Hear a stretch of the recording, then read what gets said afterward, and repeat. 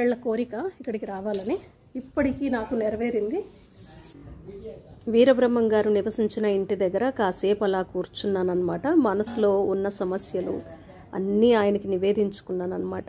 చాలా మనశ్శాంతిగా, చాలా సంతోషంగా అనిపించింది, రిలాక్స్డ్గా అనిపించింది. చూసారా, ఆ పాత ఇల్లు అనమాట, దూలాలతో ఇలా నిర్మించేవాళ్ళు మునుపటి కాలంలో. పక్కనే రామాలయం ఉంటుందండి. ఇక్కడ రామాలయాన్ని రచ్చబండను కూడా దర్శించుకున్నాము. ఈ రచ్చబండ దగ్గరే అండి, ఈ రామాలయం రచ్చబండ ఉంది కదా, ఇక్కడే జరిగిందనమాట. స్వామివారికి నీళ్లు ఇవ్వకూడదు అనే డెసిషన్ తీసుకుంటారు కదా, అదంతా ఇక్కడే జరిగిందనమాట. పోలేరు నిప్పు తీసుకురా అని పిలిచే సన్నివేశం కూడా ఇక్కడే జరిగిందనమాట.